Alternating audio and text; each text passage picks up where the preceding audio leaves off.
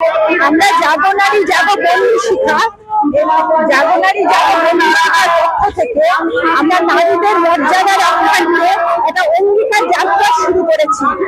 রোকেয়া সাখাওয়াত হোসেনের জন্ম এবং মৃত্যুদিন আজকে কেন্দ্র করে পশ্চিমবঙ্গের 4 জায়গা থেকে, কোচবিহার থেকে, পুরুলিয়া থেকে, সন্দেশখালী থেকে, ঝাড়গ্রাম থেকে আমাদের অঙ্গীকার যাত্রীরা এসে বিদ্যাসাগর নদীর পাদদেশে ফরেস্ট্রিতে 16ই ডিসেম্বর যেদিন নির্ভয়াকাণ্ড ঘটেছিল সেখানে জমায়েত হবে এবং আমরা অঙ্গীকারবদ্ধ হব যে নাগরিক কমিটি তৈরি করে আমরা প্রতিরোধ করে তুলব এবং এইভাবে আমরা প্রতিকার ছিনিয়ে আনবো। সমস্ত শুভবুদ্ধি সম্পন্ন মানুষের কাছে আমাদের আবেদন, আপনারা রাজনীতি, ধর্ম, সমস্ত কিছু ভেদাভেদ ভুলে আমাদের সঙ্গে আসুন এবং নারীদের মর্যাদা রক্ষার্থে আমাদের সঙ্গে থাকুন। আমাদের এই অঙ্গীকার যাত্রা। সবার আগে সংবাদ মাধ্যমকে ধন্যবাদ জানাবো। এই আজকে 1.5 বছর প্রায় হতে চললো আমরা এই যে আমার মেয়ের মৃত্যু হয়েছে, সংবাদপত্র এবং সংবাদ মাধ্যম এই ব্যাপারটাকে সবসময় অগ্রাধিকার দিয়ে দেখেছে। তার জন্য সংবাদ মাধ্যমকে সবার প্রথমে ধন্যবাদ দেব। শিলিগুড়ি হচ্ছে আমাদের পশ্চিমবঙ্গের দ্বিতীয় রাজধানী। সেই আজকে এই পশ্চিমবঙ্গ শিলিগুড়ি থেকে অঙ্গীকার যাত্রা শুরু হচ্ছে, বিভিন্ন জায়গা থেকে চলবে। আমরা অন্যান্য জায়গাও যোগ দেওয়ার চেষ্টা করব এবং কলকাতায় যে মহাসম্মেলন হবে সেখানে আমরা অবশ্যই করব, সব কিছুই করবো। মেয়ের সুবিচারই আমাদের একমাত্র লক্ষ্য এবং তার জন্য প্রশাসনের যে প্রশাসনিক দুর্নীতি তার বিরুদ্ধে আমরা প্রতিবাদ চালিয়ে যাব। প্রশাসন আমাদের সঙ্গে কোনো রকম সহযোগিতা করছে না, বরঞ্চ বিরোধিতা করছে যাতে এই ন্যায় বিচার আমরা না আনতে পারি। মুখ্যমন্ত্রীর উপরে একদমই আস্থা নেই।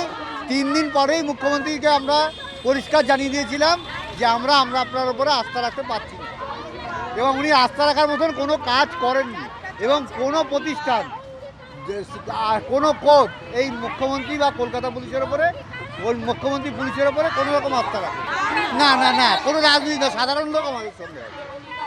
যেভাবেই আসুক সাধারণভাবেই আমাদের সঙ্গে আসুক। আজকে কোনো রাজনৈতিক দলের ছত্রছায়া ছাড়া সম্ভব হয় না, তবে আমাদের সামনে যারা আছে সবাই নির্দলীয়ভাবে আছে এবং আমরাও সেভাবে যোগদান করি।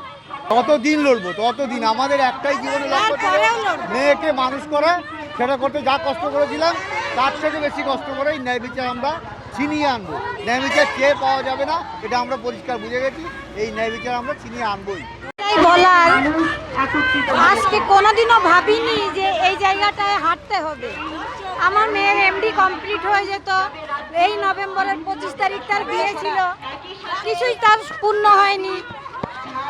সে সাধারণ মানুষের জন্য তার নিজের জীবনটা পর্যন্তও দিয়ে দিয়েছে। আমরা আমার মেয়ের জন্য গর্বিত।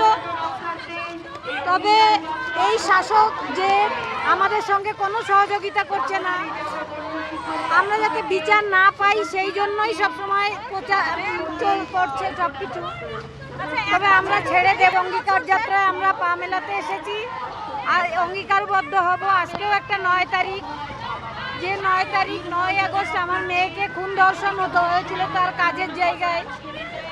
তো আজকেও একটা প্রতিজ্ঞাবদ্ধ হওয়ার দিন এবং যতদিন না আমার মেয়ের বিচার পাই এবং বিচার পাওয়ার পরেও স্বাস্থ্য ব্যবস্থার যে দুর্নীতি আমার মেয়ের মৃত্যুর পর সামনে এসেছে, সেই দুর্নীতি যতদিন না আমরা ঠিক করতে পারবো ততদিন আমরা এই লড়াই চালিয়ে যাব।